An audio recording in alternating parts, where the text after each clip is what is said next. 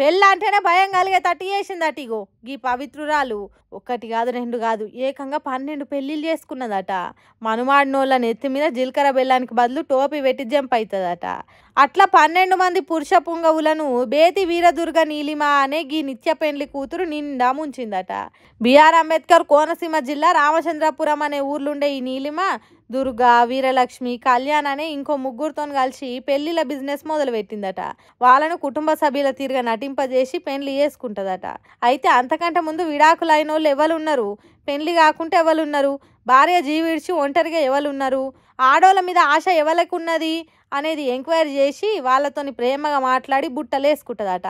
తర్వాత బ్లాక్మెయిల్ మొదలు పెడుతుందట. అట్లా ఇగో వీళ్ళ కొడుకును కూడా మోసం చేసిందట. చెప్పుండ్రమ్మా ఏం జరిగిందో. ఈ అమ్మాయిది రామచంద్రపురం. మా అబ్బాయికి మ్యారేజ్ అయ్యి భర్త భార్య కొంచెం మనశ్శాంతులు వచ్చినాయండి. ఈ అమ్మాయి మ్యారేజ్ చేసుకుంటానని చెప్పి మా అబ్బాయిని ప్రేమలో దింపి డామినేట్ చేసి 15 లక్షలు తీసుకుందండి. మళ్ళీ ఇంకా డబ్బులు కావాలని మమ్మల్ని బెదిరిస్తుంది అత్తమానను. ఇన్నరా నిత్య పెండ్లి కూతురు అనేది తెలిసిందట. మరి ఎట్లా తెలిసిందో ఎవరు చెప్పిండ్రో, 12 మందిని మోసం చేసిందనే ముచ్చట ఎవరు చెప్పిండ్రో కానీ నీలిమ మోసం చేసిందనే వార్తలు గిర్ర గిర్ర తిరిగినాయి. అప్పుడు అదంతా తప్పుడు ప్రచారం. నేను మంచిదాన్నే, ఎవరిని మోసం చేయలేదని ఏకంగా స్టేషన్లో కేసు పెట్టడానికి వచ్చింది. న్యూస్ ఛానల్స్ లో ఏదైతే స్ప్రెడ్ అవుతుందో అంత ఫేక్ న్యూస్ అండి. నచ్చింది మరి వాళ్ళు స్ప్రెడ్ చేసుకుంటున్నారు. ఇన్నరా అవన్నీ ఫేక్ వార్తలట. మంచి సంబంధం వచ్చిందని చదువు నడుమిట్లనే పెళ్లికి ఒప్పుకున్నదట.